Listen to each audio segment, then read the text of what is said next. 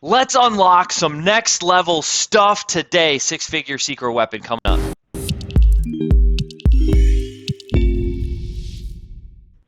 What's up, FlowChat fam? Chris here, CEO and co-founder of FlowChat. We're bringing real results and real entrepreneurs that are getting those results here each and every time episode that you're watching. Because listen, a lot of us have marriages and families and businesses, and we're leading, and it's not always easy. But we find the people that are in the middle of it and getting real breakthrough. And we want to share that here with you today. So there's no one better than to have a conversation with today than Brendan. How's it going, Brendan? Dude, I'm great, man. If I was any better, my name would be Chris. All right, but I'm doing outstanding, dude. Thank you. That's awesome, man. Hey, so we'll get right into some stuff. Your today's hook, today's bait, brought to you by Brendan. The unlocking this six-figure secret weapon. What does that even mean? Here's the thing, man. I think that's the fun part of it, because I think it can mean a lot of different things to a lot of different people. And one of the perks about when you start getting into this whole marketing world and what you guys do with FlowChat, you can always help somebody at a different level. So that's even why I named my company Growing Entrepreneur, because I think there's, regardless of whether you're brand new, if you've been in the game for a couple of years, if you're a seasoned veteran, there's always what's that new level? How can I expand my reach? How can I get my message more to the masses? How can I grow personally, professionally, mentally, emotionally, spiritually? So when we say, six figures, that could mean a totally different lifestyle for someone that's brand new in the game. That could be an extra 6 figures per month. That could be an extra 6 figures per hour. Like, it's whatever it wants to be for you. But what I'm most excited, man, the topic we're going to talk about today is that depending on where you're at, this will work for you regardless. And that's the really cool part. It is the really cool part, and that's some of the part that I know. A couple of conversations we've been working on these things. We've been applying these things for both of us. So letting everyone listening, watching today in on that conversation. There's all different types of content. A lot of this content is driven around, actually, we're just kind of living life and building businesses. And every once in a while, there's these little pockets of like, hey, it'd probably help more people to like hear this part. I know you and I are the same. There's those next level entrepreneurs, way beyond our levels. Are like, man, it would be awesome to like just sit in and listen on the conversation they're having. Like, Sure. So we'll create that today. That being said, you're introducing this element of time frame. So we got this unlock six-figure secret weapon, but 6 figures in 12 months is different than 1 month, which is different than 1 week or a day. There's principles that are being applied. Let's talk about some of those patterns and principles you're alluding to. Yeah, and I think the one thing it comes down to, and this is what I wish I would have learned when I was just starting entrepreneurship, right? So when I first said, hey, I'm going to play full-time entrepreneur, this is awesome. I think like a lot of people when they first get started, you don't know what you don't know. So I probably did all the basic like foundational things. Like I created a logo and I did a website and I spent my time on a lot of things that were not revenue producing activities. And so, you go through the trials and tribulations, and now fast forward about 8 years later, since I had cashed in my 401k and decided to play a full-time entrepreneur, there was a phenomenal book called Ready, Fire, Aim. And what they talk about in there, Chris, is that, within your first $0 to $1 million in sales, where should you put your attention? What should you focus it on? And the biggest thing they talk about is sales and marketing. Because, dude, if you don't have that cash flow, you've got a fancy hobby. Game's over. I think there's business owners that they're like, well, I'm going to stare at my site and I'm going to talk to some people and I'm going to do some social media. And it's like, dude, what are you doing that is going to provide massive value, build a lot of know, like, and trust, grow your email list, allow you to establish a beautiful connection, and at the end of the day, ideally in a very short period of time, enroll somebody into what you'd probably prefer to be a high ticket program rather than a $7 PDF or checklist or e-course. So, had I known that when I first started, it probably would have cut off a lot of the learning curve, and I would have generated a lot more upfront. But then B, like, dude, just how fast that would have propelled me to not only obviously make some more revenue, but to impact more lives. Because I just think about every time I was not doing that, I was not getting in front of the audience, I was not making an offer, and I did not have somebody say, yes, Brendan, here's my card, let's work together. You're doing a disservice to yourself and your audience. So that's why I finally got to the point I said, okay, if there was like one model that we could like literally perfect, make it as turnkey as possible you answer a couple questions, and you knew month after month after month after month, all you had to do was basically just fill some seats, share your message, and allow that right person to say, hey, yes, I want to work with you. Like, that would be absolutely amazing. And that's what we've totally focused on, Chris, for the past 4+ years. And so far, so good. So far, growing entrepreneur is the community that you're building, and you still are that growing entrepreneur. So let's talk about that piece right there. You're like, the last 4 years, you've been really focused on. It sounds more kind of like that one-to-many type of format. Can you elaborate on that? Mm-hmm. Yeah, so I initially had more of like operational background, just in terms of school and business and whatever else, and then so I'll kind of give a little bit of the backstory. So I struggled with weight when I was a kid, and through that transformation, as I began to transform physically, I really started to master myself mentally. That was kind of my first taste of entrepreneurship, of personal growth, personal development. So it was just kind of becoming like that next level version of myself. And what I found was that I was most passionate and most fulfilled when I was helping others do the same. So basically, fast forward over the years, I got super into health and wellness because that's just where I started. That's what I knew. And then I started to really figure out, okay, well, how can I turn that into an actual business where I could just ultimately do what we all want to do, right? Pay to do what we love, pay what lights us up, what inspires us. So for me, it was like, how did I make that shift? How did I make that jump and that transition? And I probably was a tad more heavy on the risk side.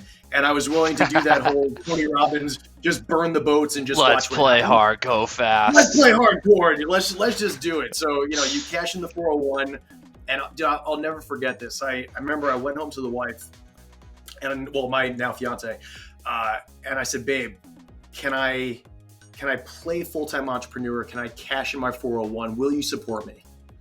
And I remember I looked her dead in the face, dude. And she looks at me. She's like, can you pay the bill? I said, babe, for 3 months, absolutely. And anything after that, I'm going to bet on myself. And so I think the reason I say that, man, there's a lot of people here that I think have that drive and that determination to take that leap.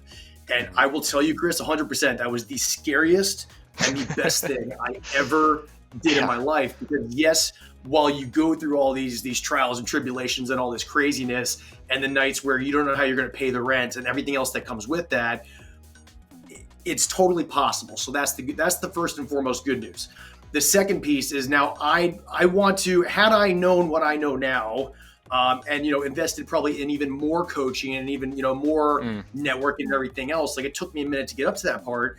I want to be able to take those concepts, and I want to be able to share those with others. Because, dude, if you don't have to go through all that stuff and like you actually know there's an answer and a suggestion, like, why would you try and do it yourself? Yeah, speed is key. There's a really good analogy that I heard earlier this week, and it's like, you can know how to run a marathon, or like you've run a marathon before, so it's like you've done it, you've accomplished it. Mm-hmm. But if you go to run a marathon again, it still hurts because you're running a marathon. Like, so even if you know how and you know that you can, what the picture that I'm painting here with what you're saying is the speed, but also like the accountability, the support, the reassurance. So even if whether you don't know how to do it, or even if you do know how to do it, there's always those high performers that have like that angle and that person, that voice of coach, of accountability in their life, because they know it's one of the ingredient of growing. So fast. And so, and even like in my initial weight loss journey. So are you familiar with Weight Watchers? Have you heard of that? Yes, heard of it. Yeah. Okay. So it's one of the largest, weight loss programs, or, communities, whatever you want to call it.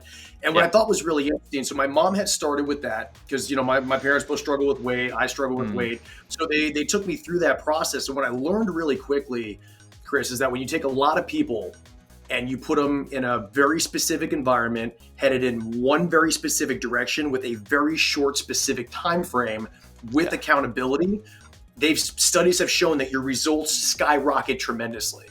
So the two pieces I got most out of that, was I said, okay, any environment that we're going to bring people into, you have to have all those things in there, right? You have to have everyone that's going to be coming together for one greater good, headed in one direction. And then we really wanted to make sure we just supported them and really held their hand and just kept them accountable from day one all the way, through till whenever, hopefully forever. The same way you guys do on FlowChat, man. The fact that you are on here right now, you are supporting your community, you're bringing in experts to be able to help them get there further, farther, faster, is just a testament, and it definitely works. And dude, it is not an easy climb. Like it is not an easy journey. And anyone that says, "Hey, I hit the shit overnight," then dude, congratulations. You were like the 0.0001% of 1%ers that had it easy. Because the rest of this, dude, you guys have had your fair share of character building moments, right? Bro, yeah, listen.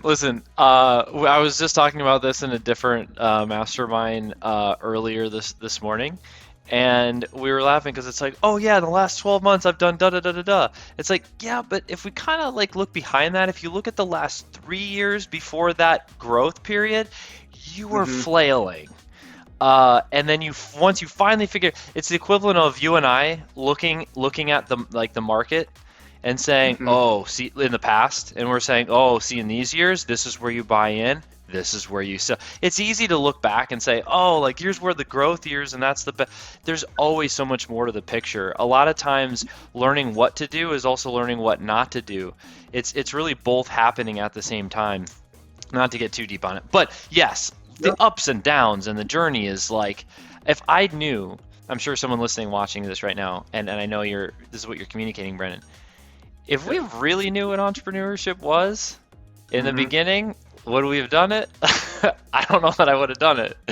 I can't. It's too late. I'm wrecked now. Like I'm, almost 15 years in, and it's like I'm already doing the thing. But like if I knew all this stuff now, starting back then, I'd be like, I don't know. Work way more hours, have to acquire way more skill, take on way more risk. And everyone's gonna you just got to go through a lot more stuff. It's the best path. It's the worst path. Anyway, apparently I got some emotion around this, Brendan. So I appreciate you sharing it. We all totally understand exactly, I think, where you're coming from, and some probably understand it way better than others. Like for mine, even having a really solid foundation, dude. The fact that somebody's sitting here listening, like guys, right now, if you are listening to this, you are doing the work. Regardless of where you're at, you could always pick up a little nugget. You can always pick up some gold. There was a phenomenal book called Good to Great. Yeah. And I'll just give a really brief summary. If you guys haven't read it, I highly, highly, highly recommend it. But the 3 things they said that basically you need this, and then the concept, we'll set a little pretext to it. They take all these companies and they watch all these companies, I think over the course of whatever it was, like 11 to 13 years or something. And they were all going and they were flatlined, and then they all skyrocketed. And the question was, okay, what was the reason? What was the key?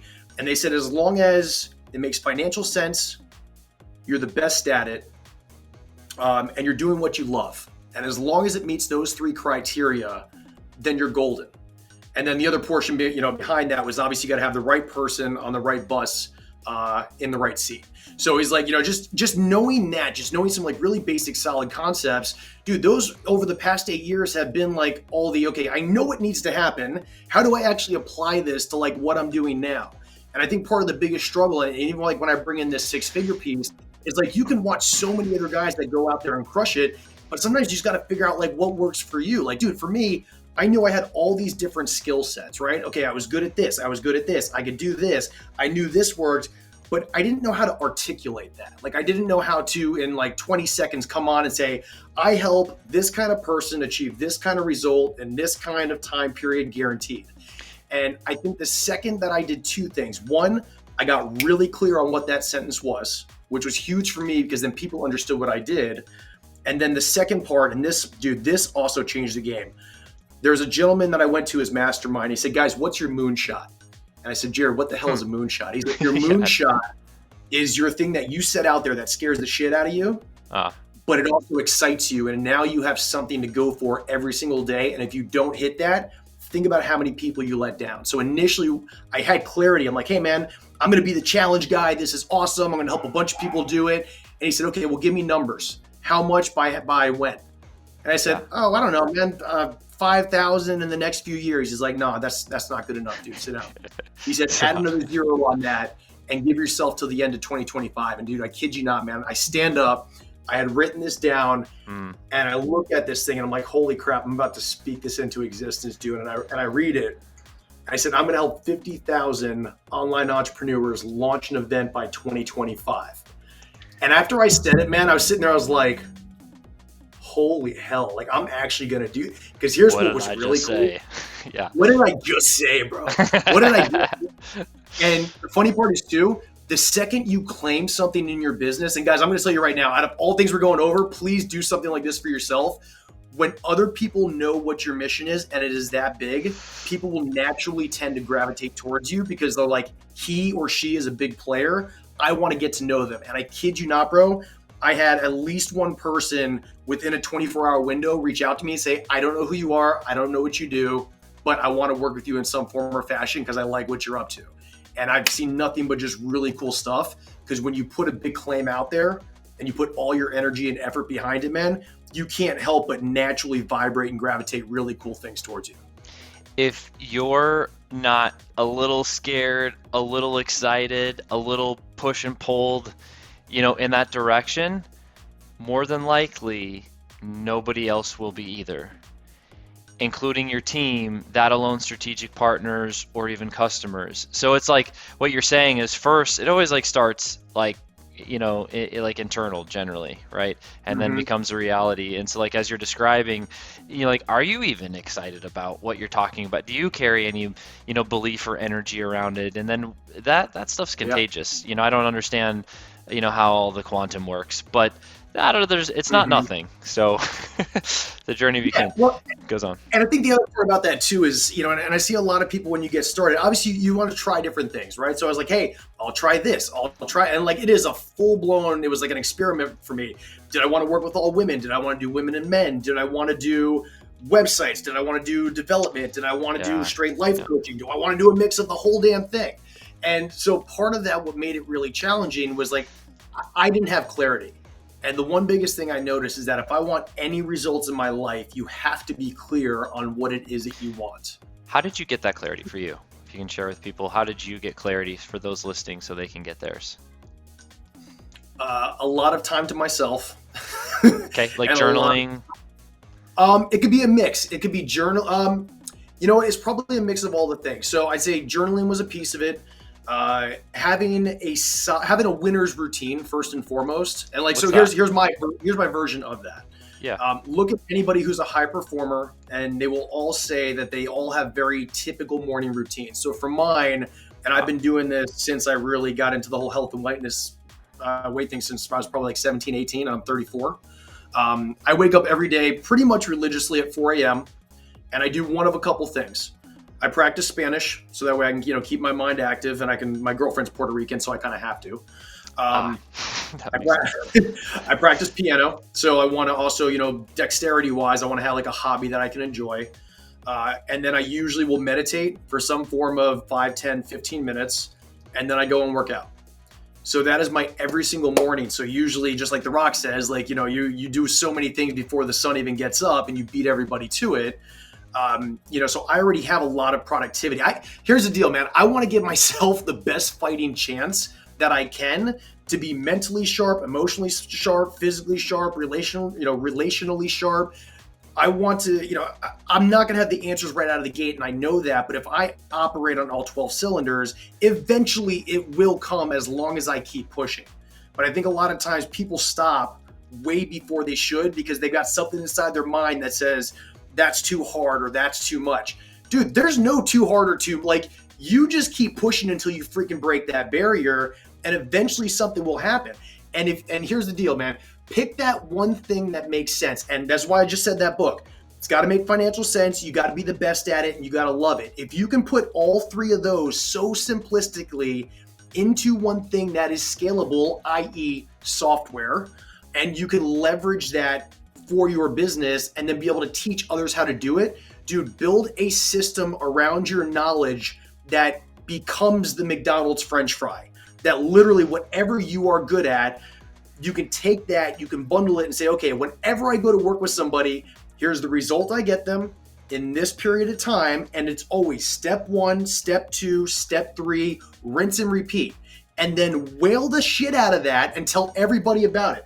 Then go put that shit in a book and tell everybody about it. Then go do a webinar and tell everybody about it. So you get known for one thing. Because I think a lot of times, dude, when we go out there, You go to a networking event. Hey, what do you do? Oh, well, I do this and I do this and I do this. And then you meet them a year later. Oh, I kind of stopped doing that thing and now I sort of do this. And you meet them a year later. Well, that was kind of cool, but like now I'm doing this. And dude, like it's not one consistent thing. Like, dude, when I walk in the room, I know, oh, Chris, he's that badass FlowChat guy. Like you got to talk to him and you got to talk to Sean. That will radically transform your business because I know who you are and I know what you do. And I think a lot of times we have a tendency to just kind of flip flop, and that's fine if you're trying to understand what that is. But dude, if you can get one thing and become the freaking best at it, and people know that you know your thing, it makes it so much easier. Because dude, here was the biggest takeaway at the 10X Growth Con I just got. Grant Cardone walks on stage, says, guys, business is a game of confidence. The more confident you are, the better off you're going to be. And if you don't have that confidence, if you don't have that conviction in what you do, even if you're wrong, and all right, which is crazy. Baseball. I used to play baseball, and when I was the little pudgy catcher, and I always heard the ump behind me. And what I thought was interesting, man, I asked my coach, because umpires, right? So like sometimes they make a great call, and otherwise they got people jumping down their throat. Yeah. And here's what they told me. They said, Brendan, whatever call I make, I need to be 110% convicted in it, because if I'm not convicted in it, what do you think the rest of the people that are in the stands are going to make? And what do you think they're going to do? They're going to criticize. They're going to condemn. If you seem wishy-washy on stuff, they're going to be wishy-washy. Calls are going to go bananas. So like I took that same thing and I applied it to what I'm doing. I'm like, dude, even if I don't know 110%, like this is the right thing I need to be doing, I'm going to go all out and I need to believe that I believe it. Because that's what I think people wind up buying at the end of the day is your confidence in your ability. And as long as you do it morally and ethically, man, there's nothing wrong with making, I think, a butt ton of money and having a lot of fun while you do it. You hit so many great things in there, that level of confidence, that level of conviction. And sometimes progress looks like making maybe not the best decision. It's the best one maybe you know how to in that moment. But you made a decision, you move forward, and you learned how to make a better decision rather than not doing anything. Right. And so there's still something to be said to that confidence, to that forward momentum. It's really powerful. Love the winner's routine. So if anyone listening, watching, that's a good one to write down. You're learning something. There's meditation, that mental, emotional, and there's working out, physical. So hitting on, a few different buckets every single morning. What would you say to somebody that's like, that's cool for you, Brendan, but 4 a.m. and I aren't friends and probably won't ever be. I have friends that are, I've done stay up late, I've done wake up early. Are you a morning person, Chris, or are you a night person? I'm like, I am what I need to be person. That's kind of how I think about it. But what would you say to somebody that's saying like, I'm not going to wake up in the morning? What would you tell them? Yeah, I've gone back and forth. I say it totally depends on you and what your environment allows you to do. Like, dude, so the first guy I ever met when I went back for my master's, and we're still friends to this day, almost 10 years later. 10 years later, dude, he doesn't go to the gym until almost 8:30 at night. I can't keep my eyes open past 7:45 at night. So like we have completely different routines, but that's how he rolls. And, he'll get up at like 8 o'clock, 9 o'clock, whatever it is. And dude, I've already done absolutely everything. But that's also, he has no kids, there's no wife, he's got his job. So it's two very different environments. Like for me, and especially when I was going to school, dude, if I don't get this done in the morning, good luck trying to get anything else done at the end of the day. Now, I prefer to get all my energy and juices flowing first thing. So that way, when I'm going to hop on an 8 a.m. call, like I'm already sharp. I've already got water in my body. I'm already breathing. So I'm like super like relaxed and chill. And that's just how I prefer to do it. I don't think there's anything wrong with that person that likes to stay up. Dude, I've got a friend that his lights don't even turn on until 11:30 at night, and he gets hyper focused until almost 2:30, and then his ass will sleep till 11 the next day. So here's the only thing I'll say, dude. Like, decide what you want. Like, what do you really want? Man, I've got a board right here that after I left GrowthCon, I said, what does Brendan 2.0 look like? And I wrote down 11 different things on the left side. And I made this column. I'm like, okay, I do this, I have this, I am this. And on the right side, I said, okay, in order for me to achieve those, Like, right, I got to be clear on what I want. I said, okay, well, here's all my action items. And across from each thing, I put a little dot, dot, dot. And I said, if I want to be fluent in Spanish, I practice or get tutored 3 times a week. And I just ran down this list, dude. So for anyone that's listening to this, you come in, oh, 6 figures, blah, blah, blah. And maybe you have a feeling about it one way or the other. Maybe you think I'm totally full of crap. Maybe you're working on personal growth and development and just, being a better human being, like whatever the thing is for you that you want to focus on, whether it's your health, your wealth, your relationships, get hyper specific on what it is you want to achieve, reverse engineer it because obviously other people have it, and then just set a routine that makes sense for you to achieve what you want. Chris, are you a Tony Robbins fan? I would say so. I think everyone, like I've seen him speak. I haven't been to any of his specific events, but I've seen him speak at different events that he was speaking at, if that makes sense. And I was like, I've never seen another human captivate over 16,000 people.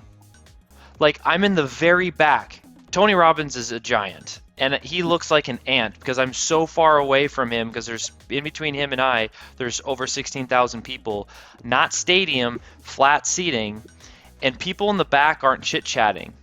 They're listening to this guy. And it wasn't for 30 minutes. It was for over 4 hours. I've never seen another human, musician, whatever, even actors with special effects captivate attention like this human has. So that's my take on Tony. But I'm curious to hear what you have to say. Yeah. So the reason I asked that, I mean, obviously he's had his fair share of experiences and years of success, and you can captivate 16,000 audiences. You probably know at least a little something about something.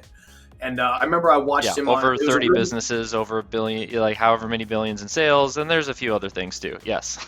Right. So when he throws something out, I tend to listen. And he was on this really quick. It was like a 5-minute stint, and he's like, "Guys, I'm going to show you something real quick that will radically change your life." He's like, "Chris, I have the formula for happiness. Do you want to know what it is?"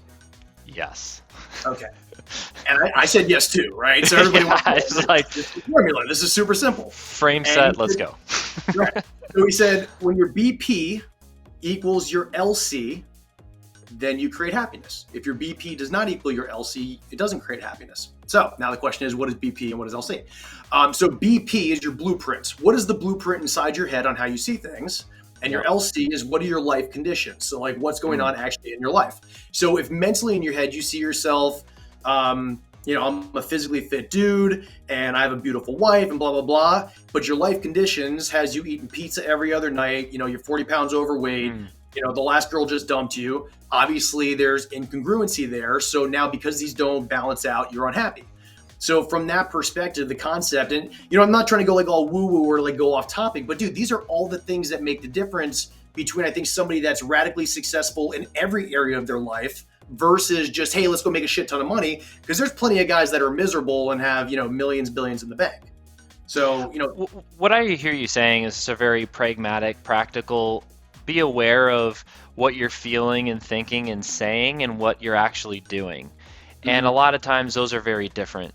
I played sports all growing up, played golf for 10 years in high school, college, and competed at a high level. And you think that you're the ball's going all over the freaking place. You think that you're doing one thing, but when you start watching what you're actually doing, the positions that you're in, you're like, well, you look at it, you're like, that's why that's happening. When pressure's on, you get here, you're out of alignment. And so for anyone listening, watching, what I hear you saying is alignment.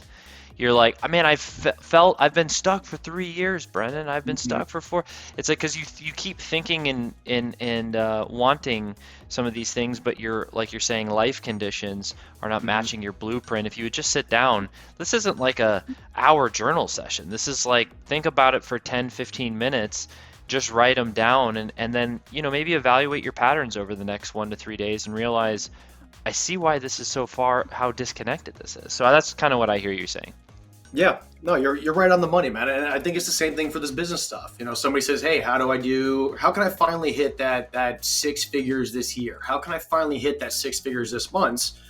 Same idea, dude. Like, let's write it down. Like, if you actually had to audit and inventory yourself on what are the actions you're taking, how many offers are you putting out there? Because it all comes down to numbers, right? Either did I put out 500 offers to people this week? Did I put out 5? Yeah. Have I put out 5 this entire year? Yeah. And we're all doing, like, you and I are still doing the same pattern, within our own businesses. But last night having a conversation with the friends, like, my next target for he's a pastor actually, and so he's doing like some car stuff on the, like, Turo, the rental thing. He's like, I want to build it up to 10K, and I was like, well, have you done the math yet? And he's like, well, I don't know. I was like, no, no, no. Like, there's not really any, like, this is just an equation. You sit down, what are the profit margin? How many car? What's the occupancy? Like, you can figure, that's the blueprint. You can figure that all out in like 20, maybe 30 minutes or less. And then what are you like you're saying, what are you doing each day to just, that's not a 12-month goal. That's like, well, I don't have the capital to buy the car. Okay, let's go find somebody to go buy the cars. Like, and then you can do a split with them. Like, there's all these other things that you could do to execute in 30 to 90 days and get there. And it's, I like the analogy, blueprint and life condition. How do you align those? This was a lot of fun today, man.